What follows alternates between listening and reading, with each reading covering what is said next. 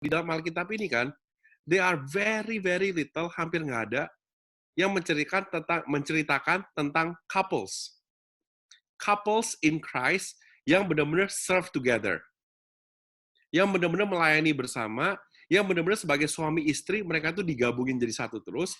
Yang kemudian sebagai suami istri ini, mereka itu adalah, istilahnya adalah, mereka ini adalah orang yang melayani bersama-sama dengan Paulus, dan justru mereka ini adalah orang yang bertanggung jawab untuk pertama kali gereja itu bisa dibentuk.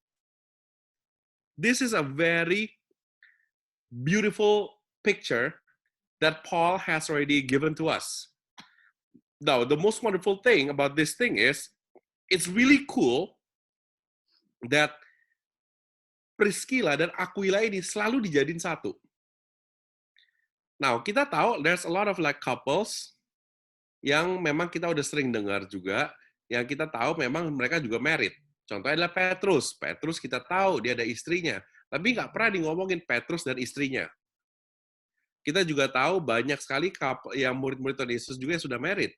Dan kita juga tahu banyak sekali kayak yang udah married dan lain-lain, tapi nggak pernah dijadiin satu, jadi begini, jadi satu kesatuan. Now, you see, Priscilla dan Aquila ini, ceritanya, itu kira-kira 45 AD, tahun 45. Mereka itu mengalami hampir sama seperti kita mengalami sekarang. Jadi, mereka itu diusir dari Roma. Mereka diusir dari Roma, dan kemudian mereka itu nggak boleh masuk ke kota Roma. Waktu itu disuruhnya oleh Emperor Claudius. Seperti tadi kita udah baca. Ketika mereka diusir seperti gini, ini ceritanya sama seperti kita. Kita ini diusir dari tempat kerja kita. Kita ini diusir dari mall. Kita ini diusir dari keramaian. Kita semuanya diusir, dan mereka tuh akhirnya harus pindah ke tempat yang dimana mereka nggak comfortable, mereka nggak tahu siapapun, mereka akhirnya harus memulai semuanya, berubah semuanya. Now, you see, they have to leave their livelihood. Mereka harus meninggalkan ini semua. Dari Roma, mereka udah bikin kehidupan mereka di situ. Udah bikin mereka punya livelihood, family, friends, semuanya udah ada di situ. Tapi kemudian mereka dipaksa untuk pergi. Nah, ketika mereka dipaksa untuk pergi begini, apa yang terjadi?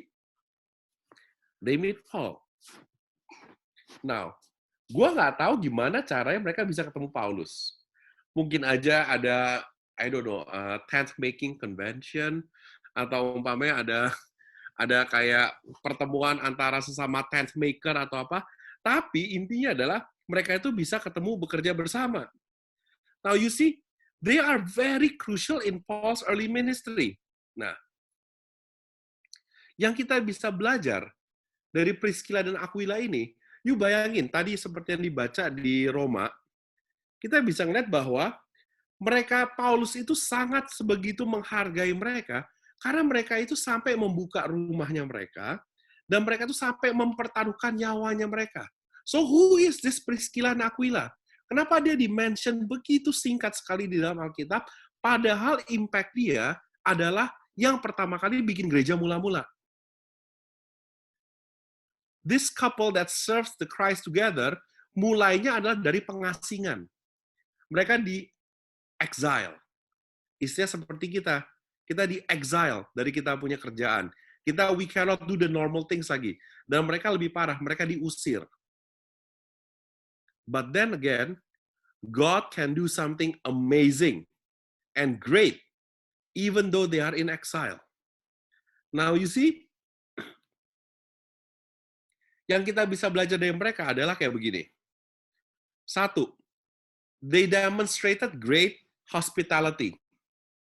They opened their home for ministry. Now you see, Paulus itu sudah bekerja sama dengan Aquila dan Priscilla ini selama 18 bulan. Now you see, you have to understand. Mereka tuh diusir dari Roma, dari tempatnya. So they have to stay at a place very small. Mereka harus cari tempat yang mungkin cuma ada 2 bedroom. Dan tapi di situ mereka membuka tempat buat Paulus tinggal. Mereka bisa membuka buat Paulus tinggal, dan di situ juga mereka bikin gereja.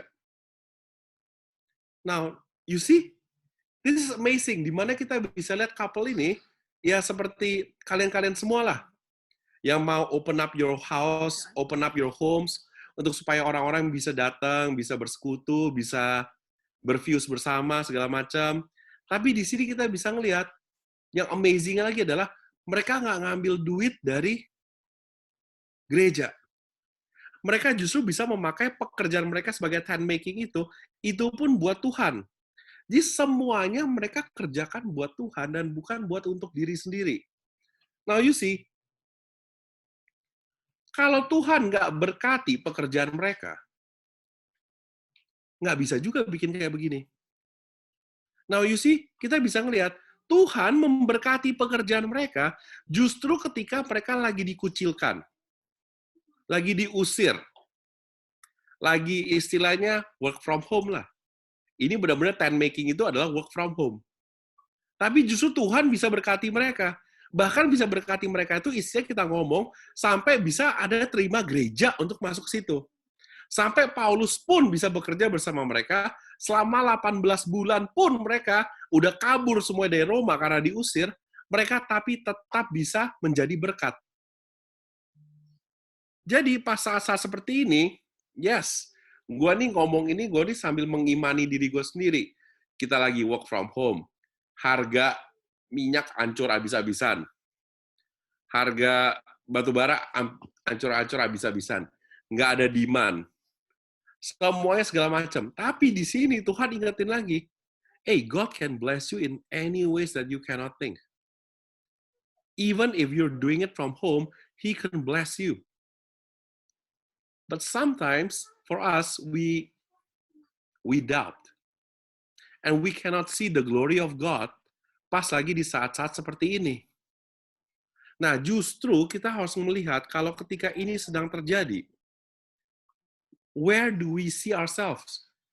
Yang kita bisa melihat dari Priscilla dan Aquila, mereka itu paling sedikit mementingkan diri mereka sendiri. Justru ketika mereka memfokuskan pikirannya adalah untuk pekerjaan Tuhan, untuk Paulus, untuk gereja, secara otomatis tiba-tiba Tuhan terus cukupi. Tuhan terus pelihara. Dan Tuhan terus bisa kasih berkat yang menerus-terusan. Nah, yang kedua, Priscilla dan Aquila ini, as a couple, mereka ini dapat kita katakan kan, mereka ini seperti fuse leader kita. Atau enggak fuse leader kita harusnya seperti Priscilla dan Aquila nih. Why? Because mereka adalah coaches and teachers. Ketika tadi ada Apolos datang, dia kasih firman-firman segala macam dan lain-lain kan. Tapi kemudian yang kita bisa tahu, lu bayangin, ini ada seorang Apolos yang berapi-api menceritakan firman segala macam. Tapi kemudian dia tuh ada sedikit yang belum tepat. Karena dia cuma tahu tentang baptisan Yohanes. Apa yang dilakukan sama Priscilla dan Aquila? Dia nggak langsung kecam itu orang. Dia nggak langsung marah-marahin. Apa yang dia lakukan? Justru mereka dengan humbly and nicely, mereka ngomongin ke Apolos yang lebih baik dan lebih akurat. Nah, mereka itu seperti siapa? Mereka itu like coach, like editors. Those people yang bisa speak the truth in our lives, tapi nicely. You see, my kids, umpamanya gitu aja gampang. Kalau gue ngomongnya bentak-bentak aja segala macam, kebanyakan nanti bisanya nangis-nangis doang. Nggak ngerti apain. Tapi kemudian, kalau umpamanya Lily ngomongnya baik-baik, elus-elus dia, tenang-tenangin, nanti makin lama makin bisa ngerti. Now you see, sometimes in our lives, we need those kind of people juga in our lives. Dimana kalau kita lagi gone astray, apalagi kita udah gone astray, jatuh, salah lagi. Kita tuh kadang-kadang paling benci, tau nggak, sama orang yang ngomong gimana? See, I told you. Gue bilang apa? Syukurin lu, kayak gitu segala macam. Udah gue bilang jangan begitu, segala macam. Yes, bener. Cuman enak nggak sih didengar? The same thing about us. Ketika lu melakukan begini, lu ada ngelihat orang yang kayak begitu, apa yang kamu lakukan? Apakah kamu menegur mereka dan mengajari mereka dengan kasih, atau justru dengan kecaman? The point is the same. Lu kasih tahu yang benar itu apa. Tetapi caranya itu yang berbeda. Dan itu di mana Priscilla dan Aquila itu yang amazing. Now you see, di Fuse ini, di Family of Christ seperti ini, kita bisa ngelihat kan, bahwa yang paling penting itu sebenarnya apa? Proses, bukan hasil. Sometimes kita ini ngelihatnya ini semua, kita tuh melupakan bahwa sebenarnya proses itu lebih penting. Now, there is a saying from Rafi Zacharias, which I really love. Dia bilang, if you want someone to smell the flowers, don't cut their nose and bring the flower to them. Kalau kamu pengen seseorang mencium bunga, jangan potong hidungnya. Artinya apa? Lu yang harus bawa bunganya kasih ke orangnya. Sometimes the way we do things, especially in these times, itu sangat berbeda. Kalau orang lagi kayak gini-gini, kita biasanya ngapain? Marah-marahin. Apalagi kalau ya karyawan kita, atau nggak kita punya coworker, kita punya colleague, segala macam, nggak mau mengerti, dan lain-lain, segala macam. What do we do? Kita marah-marahin segala macam. Padahal justru Priscilla dan Aquila ini mengajarin mereka, esensi daripada kita punya sebagai kepala Fuse itu adalah apa? Memberikan kasih, menyampaikannya dengan baik, dengan hormat. Tahu nggak kenapa? Gue bisa lihat banget nih, di saat COVID ini terjadi, ini ada dua ekstrim yang berbeda. And now we're only talking about church. Gereja-gereja banyak yang ribut-ribut sendiri. Banyak yang ribut-ribut sendiri, ngobrol-ngobrol ini akhirnya berantem-berantem sesama gereja. That is very sad. That is very sad. Tapi justru juga ada beberapa orang yang di mana dengan kayak begini, mereka put aside all of their differences and justru malahan doing good. Malahan justru adalah bringing up the good things. Kalaupun ada kesalahan dan lain-lain, itu dibawanya dengan sopan, dengan baik. Nah, itu yang Tuhan mau kita itu seperti Priscilla dan Aquila. Bukan seperti orang-orang yang udah kayak gini, langsung tulis-tulis saja di Instagram, tulis-tulis saja di YouTube, lah segala macam, dan lain-lain. A lot of that is going on at this COVID time. Tapi justru yang Tuhan mau kepada kita adalah, well, if it's wrong, say it nicely, with humbleness, with love. Nah, itu yang paling penting. Tetapi yang lebih penting lagi adalah, even at this time, di mana kita sekarang lagi ngomongin love revolution ya, Priscilla dan Aquila ini, mereka ini udah diusir. Maybe they have no money. They have no place to live. They live in a very small place right now. Mereka udah gak kenal siapapun. Mereka udah gak tahu siapapun. Tetapi yang lebih amazing lagi, meskipun with all of this thing is going on, mereka took great sacrificial risk for the ministry. Makanya Paulus ngomong bahwa tadi mereka bilang adalah, mereka telah mempertaruhkan nyawanya untuk hidupku. Kepada mereka, bukan aku saja yang berterima kasih, tetapi juga semua jemaat bukan Yahudi. Now you see, apa yang mereka korbankan, yang mereka risk, itu bukan hanya untuk kehidupannya Paulus. Tetapi mereka ini mempunyai istilah kita ngomongin itu ripple effect. Ripple effect sampai mereka ini bisa bikin gerejanya itu mula-mula seperti gereja kita sekarang. This is the first founding fathers, di mana Priscilla dan Aquila, yang istilahnya kepala Fuse pertama, itu adalah Priscilla dan Aquila. Kepala Fuse couple pertama itu sosnya adalah Priscilla dan Aquila. Di mana mereka bisa take in all these people segala macam, dan mereka tuh bisa kasih tahu kita. Dan ini adalah contoh yang amazing sekali. Nah, but you see, amazing ya, Alkitab ini selalu ngomongnya tentang Priscilla dan Aquila. Paulus itu selalu ceritanya kayak gini. Kenapa? Because Christ, you cannot go alone Christianity by yourself. You see, God can use this frustrating circumstances, di mana yang dialami Priscilla dan Aquila untuk bisa keluar dari ini semuanya, to bring people together. You know, it's amazing di mana dari dulu kita ngomong bahwa teknologi itu justru yang menjauhkan kita. Tetapi di saat yang sama, justru di saat seperti ini, technology is the one that is bringing us together. So God can use all of these frustrating circumstances to bring us, all of His people, together.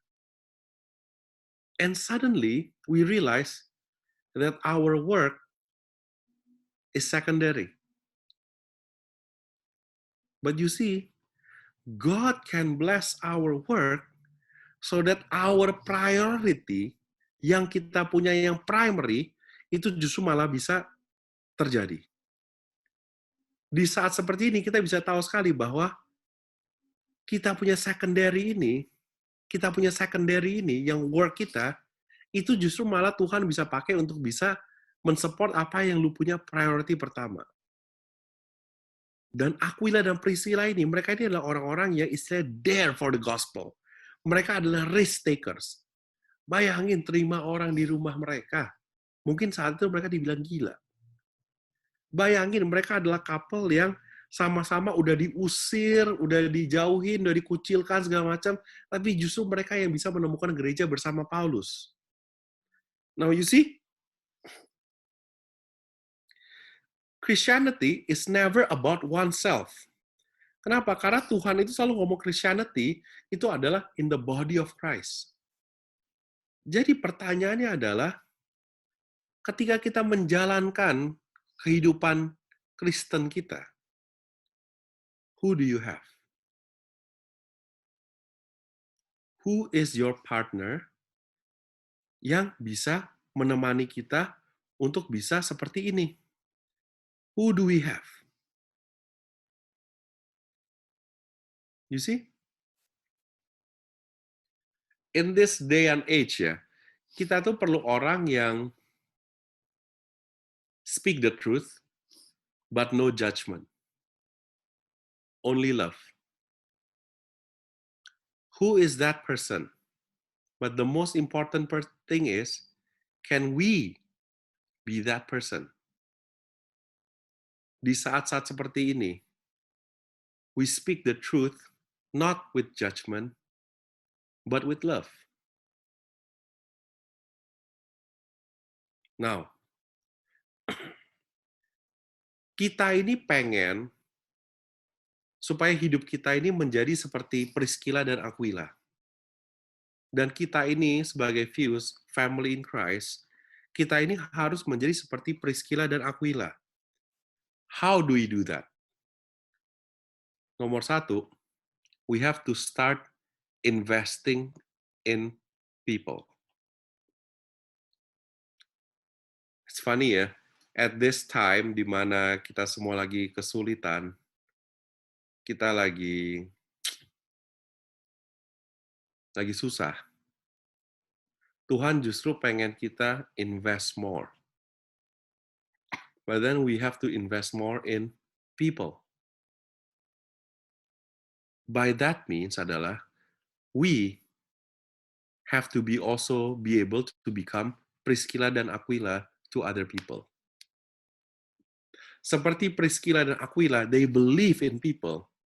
Mereka believe in Paulus, mereka percaya kepada Apollos, and then they invest their time, their effort, mereka buka rumahnya segala macam. Tuhan pasti akan membayar mereka berkali-kali lipat. Pas saat-saat seperti ini, justru kita diminta untuk supaya kita trust in people, invest in people. Kenapa? Di Filipi 2 ayat 3-4 gue bacain. Dengan tidak mencari kepentingan sendiri atau puji-pujian yang sia-sia, sebaliknya hendaklah dengan rendah hati yang seorang menganggap yang lain lebih utama daripada dirinya sendiri. Dan janganlah tiap-tiap orang hanya memperhatikan kepentingannya sendiri, tetapi kepentingan orang lain juga. Justru at these times, God is asking us to be able to invest in people. Yang kedua, we have to be coachable. Kita have to have a learning heart. We need to have a learning heart. Artinya apa? kita itu harus bisa rendah hati. Dan kita tuh harus bisa responsif. Dan apapun yang kita terima dari orang lain, apalagi itu disampaikannya dengan love, kita bisa apply it in our life. Kenapa? Amsal aja ngomongnya, Amsal 1 ayat 5, dia ngomongnya adalah, baiklah orang bijak mendengar dan menambah ilmu, dan baiklah orang yang berpengertian memperoleh bahan pertimbangan. Amsal 11 ayat 2, dia ngomongnya adalah, jikalau keangkuhan tiba, tiba juga cemooh. Tetapi hikmat ada pada orang yang rendah hati. Jadi kebanyakan satu hal yang seperti ini, Tuhan kasih kita frustrating circumstances kayak gini, satu hal lagi apa? Untuk ngajarin kita tuh rendah hati. Gue kasih tahu lu aja ya, banyak banget pendeta tuh yang membanggakan sendirinya, wah gila gereja gue gede banget, bangunan gue gede banget, segala macam dan lain-lain. Nggak taunya sekarang ini kita bisa ngeliat nggak ada satu orang pun di dalam gedung gereja. Ini kembali lagi kepada fokusnya pada Tuhan yang kasih tahu adalah bait Allah itu apa? Bait Allah di dalam hati Tuhan adalah apa? Ketika ada 2 atau 3 orang berkumpul bersama-sama dalam namaku, aku ada di situ. That is the church. Itulah bait Allah. Gereja mula-mulanya itu dimulai Prisca Aquila, emangnya itu dari gedung besar dan lain-lain? No. It all starts with one small step. Di rumah mereka, yang mungkin rumahnya masih ngekos. Jadi banyak sekali kadang-kadang yang kita asumsikan, yang kita anggap penting, yang kita prioritaskan, segala macam. Dengan situasi seperti ini, Tuhan langsung rubah semuanya, dan kita bisa ngelihat bahwa yang paling penting itu sebenarnya apa? Other people. Your partner. Your partner is the one that is going to be accompanying you, walking through all of these troubles in your life. Have you invest enough in your spouse? Have you been humble enough to your spouse? Have I been humble enough? Have she or he been humble enough? Di saat seperti ini, COVID seperti ini, Tuhan istilahnya meriset kita punya understanding. The first time yang keluar itu apa sebenarnya? Oh my God, ini sebenarnya dari dulu udah ada. Udah ada. Justru Tuhan kasih tahu kepada kita, what is the most essential things in our life? And then we realize, kenapa kita masih ada kerinduan untuk bisa bertemu kayak begini segala macam?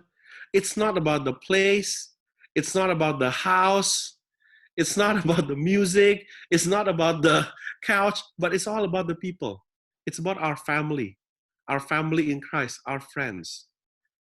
And then it realize bahwa Tuhan selalu menyebut kita itu sebagai body of Christ. Kenapa? Because we are family beyond family. And there is no one Christianity. There is no single Lone Ranger Christianity. There's no such thing. Christianity is a path that we walk together, hand in hand. There's no Lone Ranger in this thing. Now, yang ketiga, we need to get out of our comfort zone. And we have to get involved. Dan ini yang faktanya, ini yang istilahnya, banyak sekali dari kita itu istilah dari dulu kita tuh just go along for the ride. But that is not what God wants. Justru ketika di saat seperti kayak gini, kita itu bukan disuruh cuma duduk diam saja. Kita itu sekarang itu, kita tuh nggak boleh menjadi istilah cuma consumers dan tidak ada misi. Nah, kalau gereja or Fuse yang nggak ada fokus untuk mission, artinya ngapain? Ngerecokin yang nggak penting. Sama seperti gereja. Kalau umpamanya nggak ada visi, nggak ada misi, yang nggak jelas, akhirnya ngapain? Ngerecokin gereja lain. Ngerecokin doktrin lain. Ngerecokin orang lain. Akhirnya kenapa kita tanyanya, ngerecokin apa? Who's in charge? Siapa yang ngapa-ngapain? Dan akhirnya cuman the reason is become gossip. The reason Priscilla dan Aquila melakukan ini semua is because they know the gospel. Mereka mengerti firman. Jesus itu bukan risk his life, tapi he gave his life. He gave his life supaya kita bisa seperti ini saat ini. Dan di saat-saat seperti ini, kita tuh realize bahwa sebenarnya nggak peduli. Yang kita anggap penting itu sebenarnya langsung udah berubah. Kita nganggapnya itu contohnya adalah status. Nggak taunya, nggak peduli lu kaya, miskin, cinta Tuhan, kenal Tuhan, atau nggak kenal Tuhan, lu juga bisa kena COVID. Yang dulu kita anggap penting itu sebenarnya adalah harta, benda, kekayaan, segala macam, duit, segala macam. Sekarang lu ada duit segimanapun, sebanyak apapun, aduh, lu ada duit sebanyak apapun, gue pengen, lu tau gak, yang gue bener-bener kemarin itu gue sampai setengah mati happy-nya. Gue tuh udah agak bete sebelum COVID tutup, gue nggak bisa makan liang. Liang itu kayak sandwich Chinese gitu loh gitu. Pokoknya ada di LGM, di Lipopuri. Hah? Masa sih? Hah? Oh ya? Favorit gue tuh. Nah, gue nggak bisa makan liang. Gue udah bete banget, terus gue bilang ke bini gue, coba deh di mall-mall lain ada nggak? Semuanya tutup. Jadi kita mau ngomong apapun segala macam, kadang-kadang kita mikirnya kan, oh with things I could do all of these things segala macam dan lain-lain. And then gue baru kasih tau Lily juga, yang paling stres itu sekarang adalah orang-orang yang mau jualan jam, tas yang mahal-mahal segala macam dan lain-lain. Orang beli terus kemudian mau pamerin kemana? Mau bawa-bawa jalan ke mall, mau apa-apa segala macam, kok juga nggak bisa. Ini kemana? And then we realize that we thought that we are so different. We are so jauh istilahnya dari Amerika, dari Eropa, dan lain-lain segala macam kan. And then we realize that the world is actually very small. The world is so small, but then we are still strangers to each other.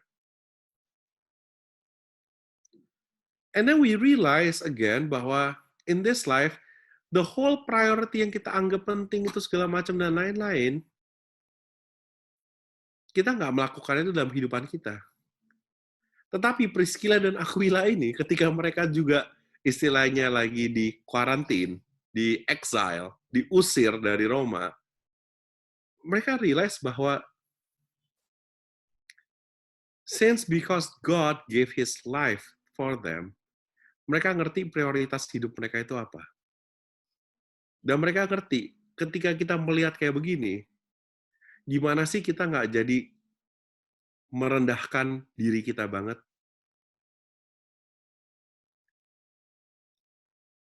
Nggak peduli status politik lu apa, gue baru baca di Detik kemarin itu, hari ini ya, wali kota Tanjung Pinang meninggal. Nggak peduli seberapa tinggi lu punya political status, nggak peduli seberapa tinggi lu punya money, bosnya PwC meninggal. No matter how much money you got, no matter how much connection you got, no matter what all of these things you got, if Tuhan panggil lu juga nggak bisa ngapa-ngapain. Jadi kita perlu sadar nih, justru di saat-saat seperti ini, kita tuh udah bisa tahu prioritas hidup kita tuh yang paling penting itu apa. Jadi pertanyaan berikutnya adalah, have you guys been, who is your Priscilla and Aquila in your life? And have you been a Priscilla or Aquila to other people as well? Dan yang paling penting adalah, kita mau nanyain, apakah spouse kita, yang merupakan partner kita, itu yang bersama-sama mempunyai satu visi yang sama, untuk bisa memuliakan Tuhan nggak di saat-saat seperti ini? I think inti gue dari sharing gue kali ini aja, dan semoga ini bisa memberkati kita semua sambil kita sharing-sharingan. Thank you guys.